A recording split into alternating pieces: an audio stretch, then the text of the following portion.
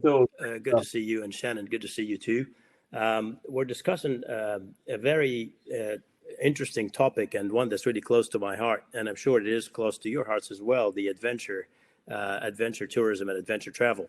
Adventure tourism in 2019 was announced to be the fastest growing global niche, valued at close to about $600 billion. Also, it has become the cornerstone of tourism experience.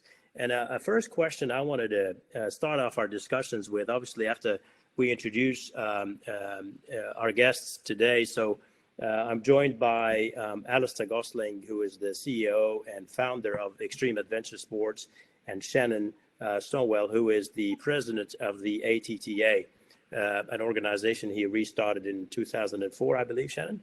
That's right.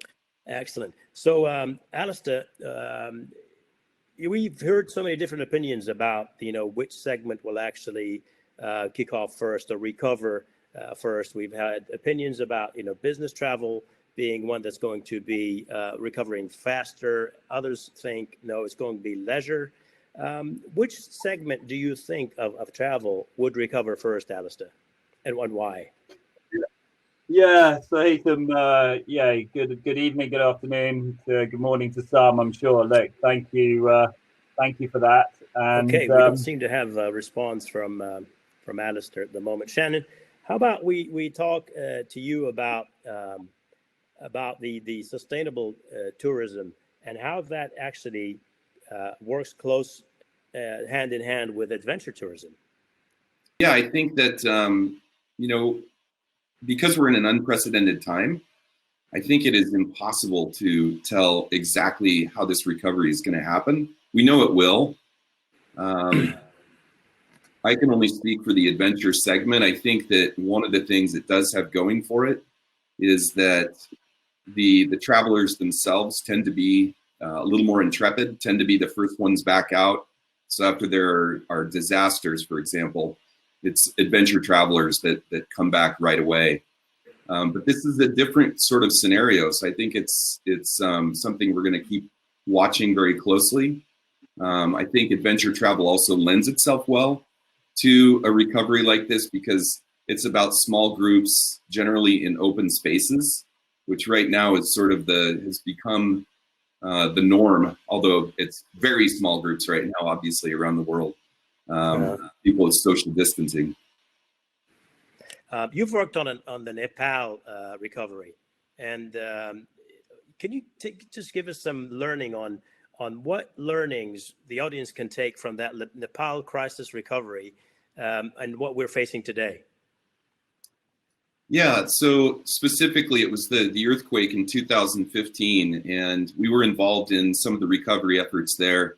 We learned a very important lesson ourselves, which is we are not first aid responders. We tried to actually engage and help bring needed supplies because we had all of the connections, but we didn't have the experience. And after about a month of banging our head against the wall, we took a step back and asked, what is our role in this situation? Because we have a number of Nepalese members of the association. And so we decided to wait about 6 months until after the earthquake. And then we went back to our members there and asked, what do you need? And they said, we need people to know that Nepal is open for business. So we have a program called Adventure Week that typically has buyers and media. And we take these buyers and media on a specific itinerary. In this case, the Nepalese industry said, we don't really need buyers. We have great relationships with buyers. We need our story told. So we refashioned Adventure Week and took about 15 journalists on 2 different itineraries around Nepal to report back to all of their constituencies and say, Nepal is open for business. So that's part 1. Part 2 is just community banding together. We saw extraordinary crossing the lines of people not considering themselves as competitors anymore, and also many different industries kind of pitching in together to help Nepal. Oh, that's great. So we just want to pick back up the discussion on the segments of travel. Which ones you think, Alistair, in your opinion, would be the fastest to recover, and why? Yeah. So look, I think under the circumstances, is it big? Is it adventure? Is it whichever pillar, whichever segment of the market's going to come? Time will tell. But I think what is interesting is I think that it's going to be a lot of homegrown to start with. So our views here that really looking at the home markets from a high level perspective as a start point.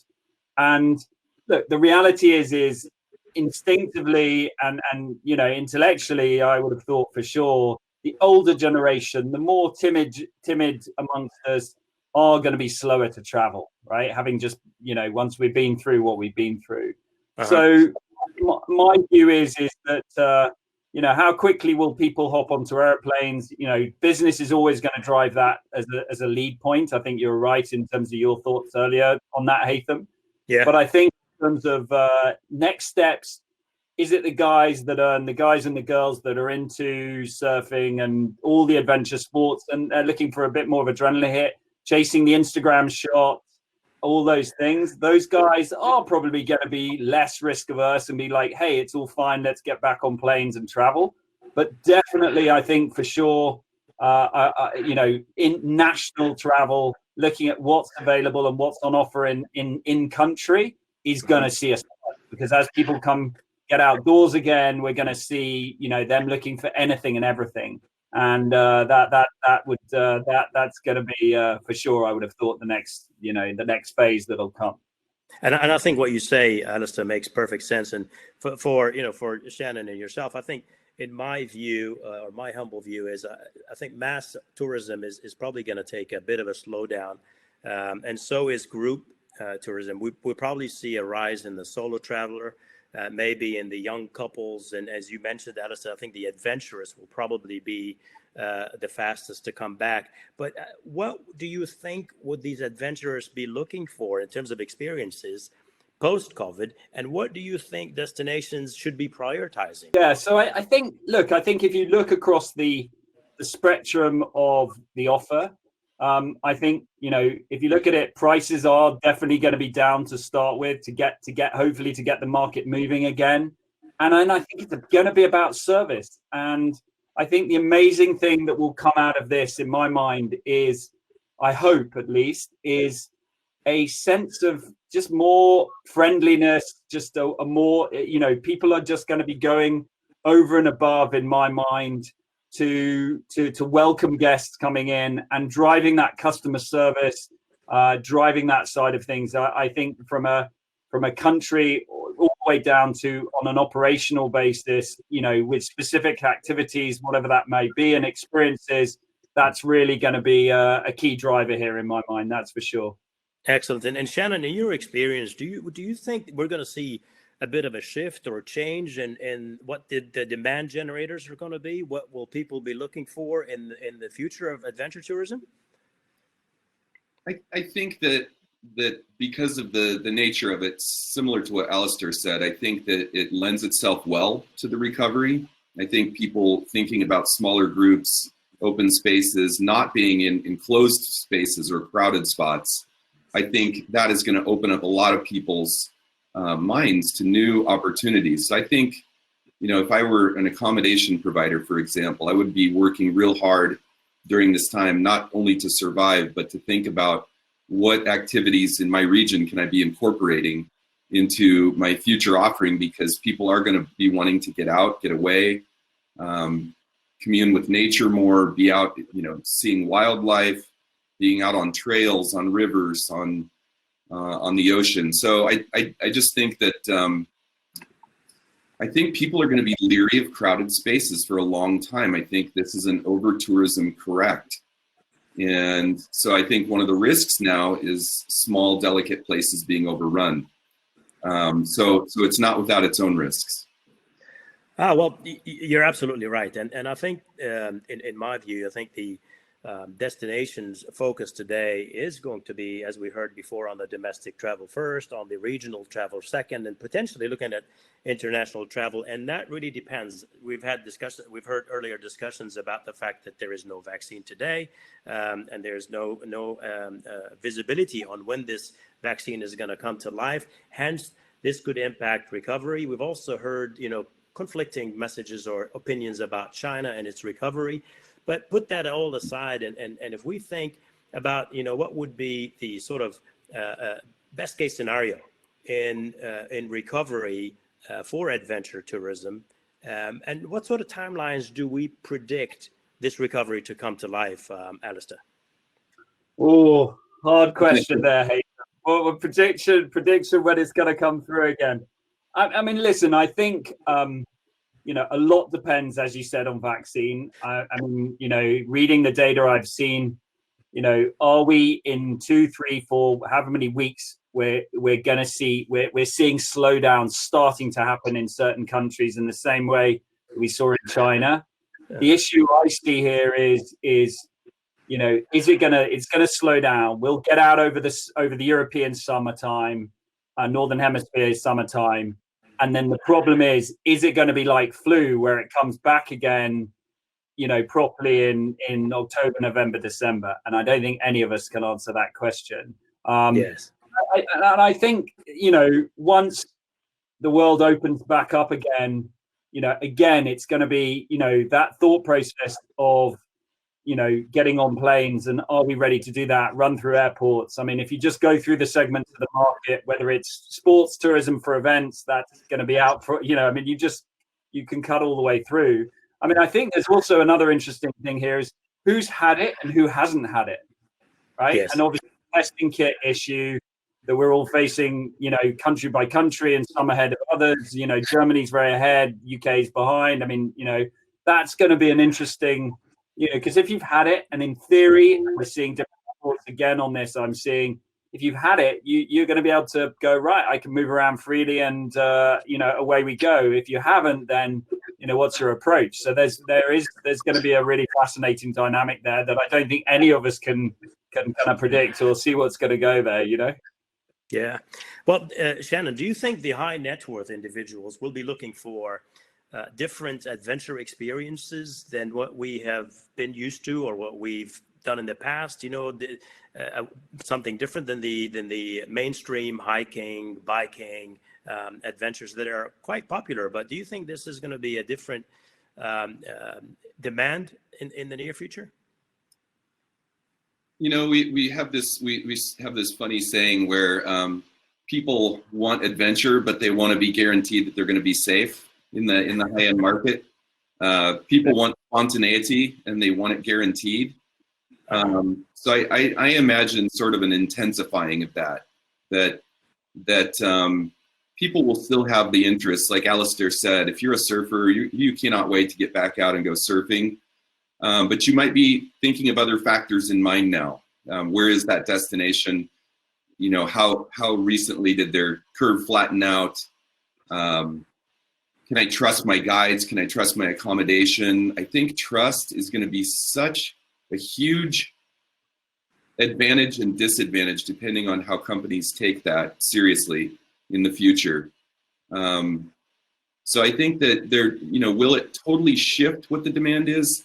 I don't know. I think that really it kind of comes down to what those operators are offering and how they're doing it, and appealing to that market that probably has one more layer of fear that they have to add on from in the past. Great. So Alistair, just building on this, as a developer, as an expert in developing destinations in the world of adventure and adventure tourism product, do you think artificial intelligence and technology will take probably a bigger role in the future post-COVID? Yeah, so I think I saw a stat somewhere that over the last few weeks that said, we going through this have accelerated technology, which would have taken 5 years, has taken a month, right? Because it's driven so much behavioral change, where there was always a segment of the consumer population that was going to be completely technical savvy and completely on it. There's just there was a bunch of population that were just not as tech savvy, and this definitely would have driven a huge segment on. So in terms of from a tech perspective, so I think how will AI affect it? I'm not sure. How will it be driven from an overall perspective? What is for sure in my mind is ultimately the core product in terms of getting out there, the fresh air, the adventure, those experiences. When you've been cooped up for this long, and we've then been sitting on technology, what we've definitely seen is that people are going to be craving the outside and craving that fresh air and craving those experiences in a pretty big way. So look, I think the technology side of things, as I said, this has just accelerated everything on many levels, including this one from an overall perspective. Well, again, on AI, we've seen such a growth in developments on AI and in predictions of what consumers actually look for based on behaviors, based on previous searches, and based on the sort of habits of certain individuals. Now, Shannon, if we take that from your experience again in this environment, do we think there's still room for destinations to really continue to consider AI in their future development? Absolutely. And I think that here we are at the beginning of an unseen revolution coming our way, right? It landed on us with really very little warning. And at least in our space, our members were watching people experimenting with different technologies. So a tour operator who is doing birding sessions via Facebook Live. I'm not sure how well that works, but they're trying. They're checking it out. Another one who's doing online adventures for kids, virtual adventures for kids, which I think is a really interesting concept for, seeding that destination in the mind of that child and kind of exploring that sense of wonder.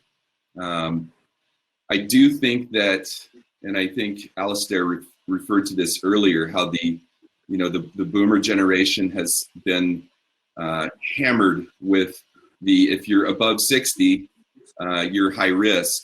And so I think that group is going to be slow to come back. And so I think having some virtual experiences available for those folks so that they can wait out until they feel like the situation is totally safe. I think it's a brilliant move by destinations to take people on experiences and adventures to seed their own future, really. Now, again on this topic, Alistair, how important is adventure tourism to the locals, and how can they benefit from that? Of course, we've talked about the different segments of tourism, and we always, are assured, the culture and the heritage part of tourism is where, locals get more involved, whether they're selling local products or local food or just products where people can have a cultural immersion. How important is adventure tourism, and how do you think the locals can benefit from that? Yeah, so listen, I think in terms of if you look at the development of adventure and extreme sports tourism globally, as we said at the beginning, this is has been before COVID-19 was the fastest growing segment, right? And so, first of all, why is that? Okay, and are touching, and I'm maybe a little bit off topic, but if you cut that back to the reason why we're driving for more adrenaline, we're driving for more adventure, outdoors, etc., all the things that are wrapped up in this segment that we work in and we're focused on. If you look at the amount of time we're spending on electronics, if you look at the amount of time we've now spent indoors, if you look at the Instagram, what people are chasing when they're off, they're doing stuff, all of those things. And if you spend so much time on electronics, you want to, when instead of sitting on a beach, you want to go and do something that really drives that. So then, okay, if you extrapolate that back out, that the locals are, the national population in a country is then going to be driving this.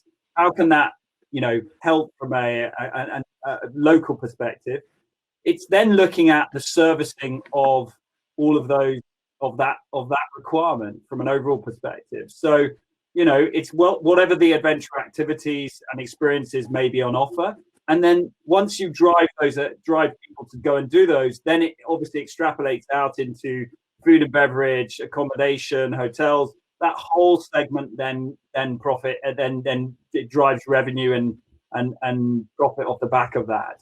So I think in terms of the local population, obviously creating jobs, creating local revenue, all of those type things are key and critical. And we know that this segment is growing as well. So from overall, so fantastic. Look, just going back a little bit about what Shannon was discussing earlier about the sort of age groups that would see recoveries, and mentioned the 60 plus may take a bit longer. Shannon, can you probably tell us the different segments of the adventure travel, as people may always think adventure travel is related to high adrenaline, but as we know, there's at least 3 different types of adventure. Can you maybe shed some light on that? Sure. Yeah, the way that the definition that we've been using for quite some time now is really doesn't have anything to do with adrenaline. It doesn't mean there can't be adrenaline in adventure travel. Obviously, they can go together quite often and quite well. But when we did a deep consumer study, we found that there were 3 themes that emerged that what people really considered to be adventure travel included physical activity, which is no surprise, and then nature experiences and cultural experiences. And just from our observations over the last 15 years, the cultural piece was the one that was kind of lacking in the definition many, many years ago. It was kind of considered an adrenaline sector. And now we look at it as really uniquely positioned as a type of tourism that intersects with commerce, conservation, and community, that it's really positioned well for the future, that it really unlocks what I believe should be more healthy forms of tourism for the planet, for local people who are included in the economic equation, and tourism that protects wildlife and nature. So I think what we've seen is that the definition has broadened a lot, because adventure to me is different than adventure to, say, my mom, for example. Absolutely. But that does not exclude her from having an active vacation where she's interacting with the locals and being involved in nature, on maybe out on a hike or on a bicycle trip or something like that. So I think adventure travel is honestly positioned to be a really healthy form of tourism for the future. Absolutely. And look, some people classify stargazing as an adventure. Some classify, eating the local food as an adventure, or camping as an adventure. So you have the soft adventure, the medium and hard adventure products. And Alistair and I have worked on a couple of occasions where we have worked on destination master plans for adventure products. And I'm privileged again in my new capacity as a senior advisor for the Saudi Tourism Authority, where Alistair and I are back again in looking at the nationwide adventure tourism strategy, and then looking at specific sites. So what kind of message, Alistair, from the experience that we've had, would you tell some of the audience on there, where we have representations from destinations, to consider in working with professionals, obviously, and consider in what destinations products they should really focus on first? Yeah, so Haitham, listen, I mean, as you kindly just mentioned, the work, we originally did from your time at Ras Al Khaimah, in terms of establishing, that incredible destination and putting it on the world map, and having the vision there that you had to drive that, and used what was extraordinary there in terms of what was achieved. Just as an example here, was using obviously the zip line that you had you drove that. We obviously worked on the overall master plan and long-term strategy with Ras Al Khaimah. but you had that foresight to go, okay, zip line is where it's going to go, and then worked that from a destination perspective, and dare I say it, milked it for everything it was worth to drive right? And the punch, and the punch that you guys got above the punch, the weight of the punches you guys pulled there in terms of the international markets was I think it surprised you guys. It certainly did. So look, I think in terms of and as you kindly said, we're obviously working together again across Saudi on a national and on a localized destination basis, which is great.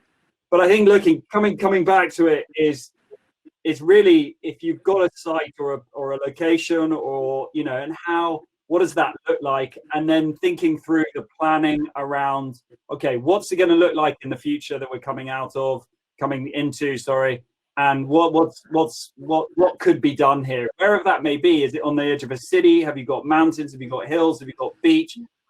Anywhere that's got certain natural topographical offers is able to develop something here. And I think the great thing with what we're doing and what you're achieving here, it's low impact from an environmental perspective. It creates jobs.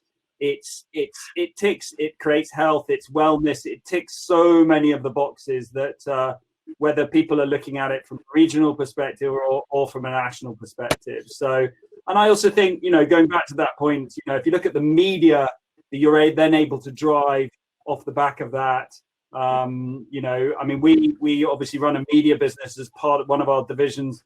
We've seen the video views climb on a monthly basis across all the platforms we've been running. It was running at sort of 15 to 25 million. It's now running at 50 to 100 million a month, right? So the engagement level, and look, everybody's inside at the moment, right? And they're all across, media. So that's always going to see an upturn in this current environment. But again, it's a key driver from that respect, which is just an indication. If you think media is going to tap into this stuff, then you're absolutely right there. Great. Well, look, speaking of everybody's inside at the moment, we've seen things trending on Instagram and other social media channels where people are camping within their own house or their own garden. So, Shannon, what kind of ideas do you think people can use today, given the current environment and everybody is at home responsibly? What kind of adventure can they engage with their family, their children, their couple? Yeah, cooped up culture. It's interesting. Seeing all sorts of reactions from people all around the world. And I think, people are in such different circumstances, right? So some of our team, in fact, are stuck in apartments in Latin America with very little ability to get out and get around. And, that can only be healthy for so long. So I think that's probably the hardest environment is urban, that is under real strong lockdown. Some of us, I live out in the country, so I can go out and walk and stay away from people. And so it's not very impacting for me, but I think this is the time to learn new skills, to become more educated, to watch what we eat and drink. Obviously, getting cooped up and being stuck for so long can have some really negative impacts on people's lives. But I would encourage people to really read and explore the destinations they've always dreamed about from afar, and start planning. This is the time to it's probably the longest sales cycle of putting the planning bug in people that we've ever seen, right? Because we don't know when it's going to end, and it's going to end at different times for different people. So I think for those who can get out and still be socially distant and hike and walk and do things that you haven't done before. Get a book on birding, understand what's in your environment. It's almost like when you hear about prisoners who develop incredible skills when they're stuck in a tiny cell over many, many years, and you can see those who sort of degrade and those who come out as lawyers because they decided, I am going to apply myself and learn. So, I think it's hard to give advice knowing that there's just such a huge range of personal situations, but I would encourage people to really dive deep into destinations from a digital aspect and try to understand them better.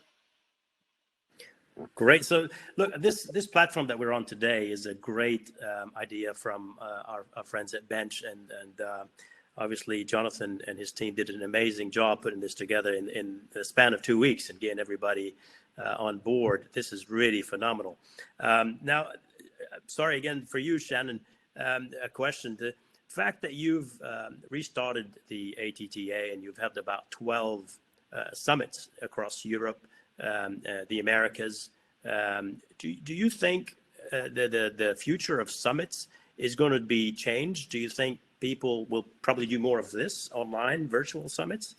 I think it's such a great question, and we're wrestling with that every day, as is every organization that does events. You know, we're sitting around the table saying and trying to envision what does the future look like. I do think it'll be impacted. I do think there will be more virtual. I also know that in the adventure community, which sometimes gets called the adventure tribe, that these people love seeing each other. And I know every sector in this industry does. I think face-to-face can't be replaced. So I do think there will be strong need for that. Will it be a smaller group? I don't know, maybe. I think it really depends on how much the fear goes away. Is this a one-time in our lifetime event that we get through, and 5 years from now everybody is pretty comfortable again? Or is this some sort of new norm where we're forced to do this? I think we're in an unusual industry because our industry is about people going other places and meeting with other people in other environments. So I think we're naturally disposed to recover quicker than, say, some industries that aren't necessarily based on travel. But yeah, I think digital events, there will be more of a call for it and an opportunity there too. Excellent. So look, we have about 10 minutes left, and I want to open the floor for questions. So those in the audience, if you want to start putting your questions in the chat, in the session chat, for Shannon, Alistair, or myself, happy to take those now and answer your questions. We have one now actually for you, Shannon, and it says, any thoughts on the therapeutic benefits of adventure in response to those negative effects mentioned by yourself? Yeah. And it comes from Adam Fry. Sure. Thanks, Adam. I think that because of adventure travel being based on activity and nature and culture, just I know from my own experience during this situation, there is nothing like getting some exercise, just getting active. When you sit in a tight enclosed space all day, there's nothing better for your body than to move and breathe and sweat a little bit. So I think that, there's clearly the physical part. And then I think just being out in nature and I really feel for the people who are stuck in cities right now and can't do that. But the calming, healing effects of wind and sky and trees and birds and butterflies. I mean, I think this is one of the ills of modern man, is that we've been divorced from nature. So I think recommitting, getting remarried to nature is really healthy. So that's why I love adventure tourism, is I feel like it gives people the opportunity to be their best selves. Oh, great. We're seeing, of course, another now question to Shannon again. You're pretty popular today, Shannon. From Sheikh Al-Shamsi from the Ras Al Khaimah Tourism Development Authority is, how close is sustainable and adventure tourism, and how can destinations make sure the relationship between the two is always met? Well, yeah, that is a fantastic question. Adventure tourism is not always sustainable. And so it's not that the two are synonymous with each other. Adventure tourism can be sustainable, should be, in our view, that it always should be, but it doesn't mean that it necessarily is. Because it's pinned on the map of activity in the outdoor and, interacting with locals, I think that they should always be hand in hand. And I think for destinations, and there's some destinations doing it really well, just having people from the top down understanding that relationship between between the adventure travel done right and how it impacts a destination. I think that the challenge is that adventure tourism is not always the highest number of top-line visitors. However, we believe that the bottom line left in the destination is on average much higher than, say, mass tourism, for example. So I think it takes a real commitment and from leadership to say, this is a segment we're going to go after because we know this is healthy for our people and our environment for the long term. Excellent. We have a question for Alistair from Ms. Noelle Homsey.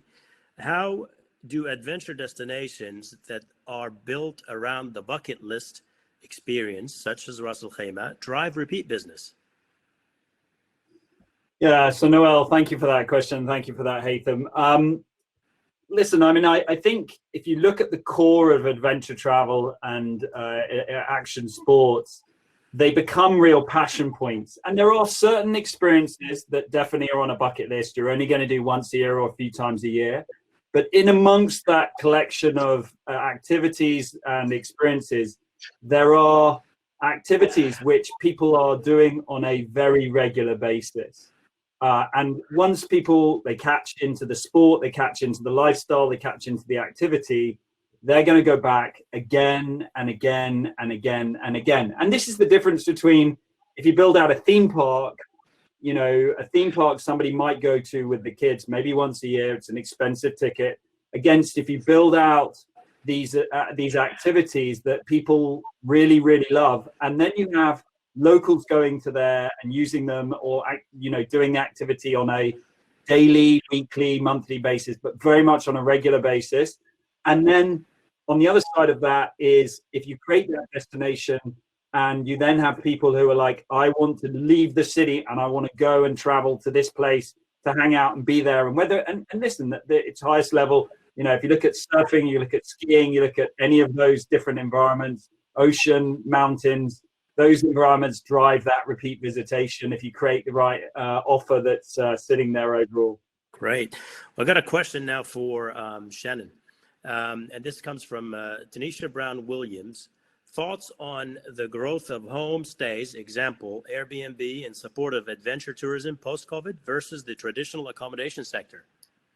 Yeah, this is an interesting question. Our organization is actually advising Airbnb on safety, on sustainability issues around adventures.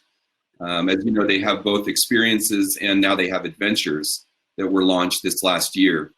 And so I think it is going to be a major factor in the world going forward. So many of our members are getting on Airbnb to coordinate with local hosts or to be a local host in order to tap into what is clearly one of the largest future forces in the tourism industry. So yes, I think it will have an impact, and how that interacts with traditional hospitality, I'm not sure. We're all still kind of waiting to see what emerges in this post-COVID world. Excellent. We're getting a lot of great questions. I've got a question now from, and I hope I'm pronouncing her name right, Alexei Quesnay. I hope I said that right. When the economy will start again, don't you think it will have a huge impact on sustainability and on nature? How to promote and differentiate adventure tourism compared to other businesses, which can seem expensive after the economic crisis for you, Alistair? Oh, I wondered where that was going to go. I mean, listen, I mean, I think, look, what's extraordinary in the moment we're facing right now is nature is just breathing again. You can almost feel the world has kind of stopped, and nature is just, you know, we've seen, I'm sure many people have seen the images of whether it's deer on the streets or dolphins in the canals of Venice. It's coming back because it's just got quieter. So, you know, I think when we come back on stream, it's going to have an impact in the same way that it was before on a day-by-day basis. How do we promote this sector against other businesses? I mean, you know, as Shannon said, in some ways, in many ways, in most of the ways, we're pretty environmentally driven, and from a sustainability perspective as well.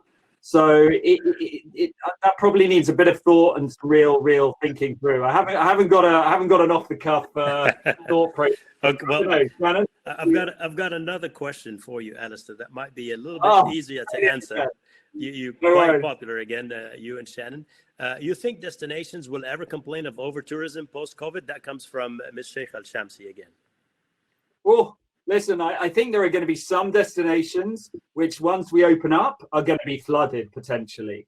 So I think there are going to be, in the short term, I think there are going to be some places where, we're going to have some real issues. And in fact, I think a few weekends ago in the UK, we had one of the national parks had more visitors than it had ever had before, right? And that's an example. So, but in terms of the longer term, which is probably really what you're thinking is, who knows? And I wouldn't want to comment whether we're going to see such an upturn of people saying, "Hey, we've got too many again." I mean, we'd hope it will return to the levels that we were experiencing before this extraordinary situation we're all facing.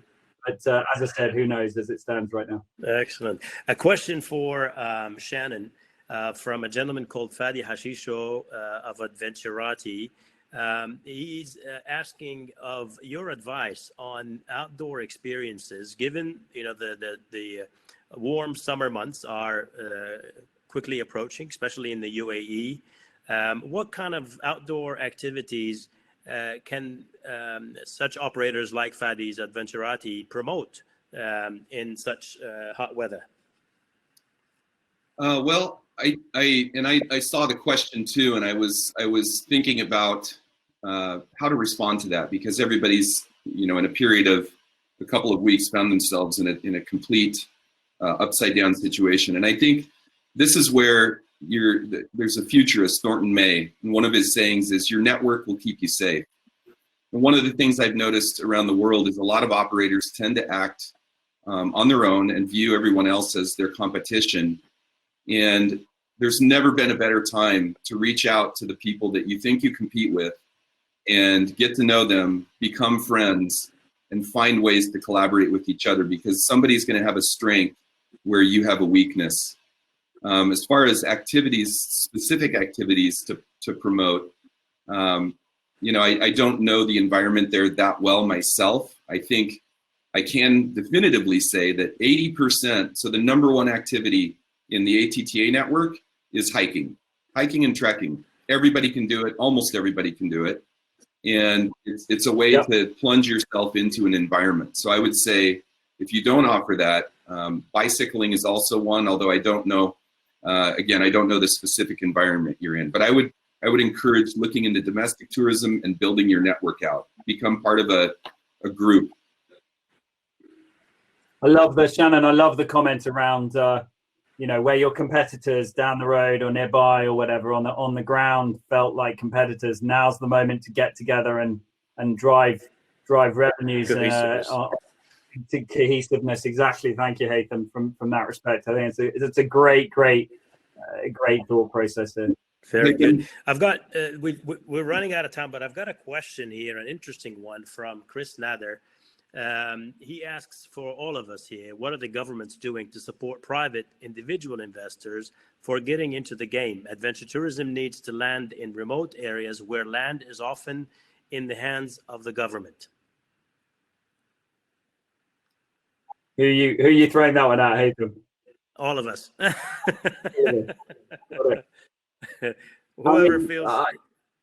I've got some thoughts here. Obviously, two live examples we're dealing with at the moment from our business perspective is one is Sheffield City Council, where they had a 60 acre site just near the city centre. Actually, it was an old ski slope, and we've partnered with them. Has a 150-year lease on that piece of land, and they have driven that to create a adventure tourism hub. It's a $75 million project. It's backed by ourselves and Sheffield City Council, and so there is a prime example of a regional area within the UK, in the middle of England, where the unemployment's quite high, but there's a real passion. And in fact, a number of in the ski slope that was there, a number of the Olympic skiers from the UK trained there and grew up there. The other example there would obviously be, at the moment, the Saudi Arabia, the tourism ministry is on the move, looking at a plethora of sites and destinations across Saudi Arabia that can be developed in terms of their overall 2030 vision and their overall goals. So, I mean, there are two examples. But again, I mean, I think Chris, it's a great question. And I think it's actually looking at all governments, both national and regional councils, regional, organizations, where people have got land, where they can bring that land into play and then work on public-private partnerships, to drive the economy, to drive things through, to bring a spark of life. I think is we're seeing that, as I said, in multiple countries we're working on across the world. I think, Haitham, I have one just quick anecdote, because the governments are doing lots of different things all over the map. But I think one of the best stories is the Chris and Doug Tompkins in Latin America, where they, over a period of 20 years, bought millions of acres and then gave it back to the government in the form of parks, of national parks in Chile and Argentina. It's a beautiful story and a real inspiration. Oh, great. So look, we are actually running over time, but I haven't seen Jonathan come in and kick us out. We still have some questions here. Should we take another question, or should we end the session now? I'm super fine. Okay. Yeah. Right. I think, look, there's one question I thought that could be good for Alistair to answer, since we know that he's been working on a similar product, if you like. This comes from a lady called Yasmin. She says here, I see the rise of glamping as a more trusted and sustainable hotel product opportunity, especially in adventure travel locations. Do you share that view? One close to our heart, Haitham. Listen, we're working on. We completely agree with that view, actually. And in fact, looking at the future market perspective, we're working on a pod lodge based offer that has a central hub in it that is everything's manufactured off site. It's dropped into a location. It has a collection of pods. They could be pod lodges, could be container type hotel rooms. And so, yeah, it's absolutely where, in terms of hotel offers in interesting locations where the topography and obviously the environment from a monthly summer and winter perspective, it now enables that to happen. I think, completely agree with that view, and that's definitely something that's where it's heading for sure from an overall perspective. Haitham, what's your view on that? You know where my passion is, right? So we started with this actually idea back in Ras Al Khaimah about 5 years ago to develop a luxury camp up on Jebel Jais, and 5 years ago we already considered that would be a trending, if you like, product. And we can probably assume, as Yasmin rightly asked that question, that the growth for such demand or such product is going to continue. It's going to be then very creative on what sort of activity, what services, and what experiences can be brought to such accommodation products in the future. So if we think about these not necessarily as hotels, so they're not just a copy of a hotel product, which is why I always not sure if a hotel operator is the right operator, if you like, for a adventure camp, or should this be a different division if it's going to be a hotel operator, or should be another specialized entity that really brings in experiences, whether it's adventure experiences, whether it's cultural experiences, or something that's off the beaten track, and really dependent on the location of these accommodation or these luxury camps, if we want to call them, or these we've seen different terms, pop-ups, and a number of tented villas. I've seen the ones in Alola, for example, which are stunning, really beautiful tinted villas in a beautiful surrounding and great experiences around that as well. So, no, I think there's a good future for such product, and I think there's going to be greater demand as we see people, especially the younger generation, probably want to be away from the concrete buildings and standard hotel rooms. Haitham, Yeah, I couldn't agree. I would add one more sector within that sector is the mobile camps, the campers. There's a proliferation of that, at least here in the U.S. Yes. And I think based on the fact that this crisis is going to drive a lot of domestic travel, at least as people get back out there, I think that form of tourism is going to be red hot. Yeah, absolutely. Absolutely. And you see, I think this is going to be really, again, going back to how creative developers are going to be in bringing the experiences to those products so they don't look like just another hotel stay. We have a few questions still coming in. One is from Ben Baker. Are there any novel ways of being adventurous whilst in lockdown? So what inspiring videos have we seen to keep people mentally adventurous? Alistair, would you want to answer that? Oh goodness me! I mean, I need our media team in. I mean, listen, we have a plethora of social media sites that we're running, as I mentioned earlier, and there's been some fantastic videos. There's one in particular, I'm sure many of you guys have seen it, where a skier put a film together with the Shannon's obviously seen it. It's just done the rounds. That was a great bit of creativity that has done brilliantly. I think through to the personal trainers at home doing training. We have one of our sponsored athletes. She has picked up the baton, and she's running a daily show on a number of our social platforms where you can train with her, and she'll talk you through different aspects of training she's a snowboarder. And so so I think, listen, there's a whole plethora of those videos that I'm sure we're all receiving, whether it's via WhatsApp, whether it's picking it up off the platforms from that respect. But the one that's really outstanding, as you mentioned earlier, with the skier who's filmed they filmed their floor from above, and yeah, if anybody wants that, I can share it afterwards, no problem. That was the video that came straight to mind for me too. Absolutely, great minds. Very cool. Yeah, and I saw that there were a number of other questions. I would just, I can speak for myself, Alistair. I'm assuming that you probably feel the same. Find me on LinkedIn if you didn't get a question answered that you wanted to hear from me on. I'm more than happy to connect with anybody after this, and I'm really honored to have been here with Alistair and Haitham today.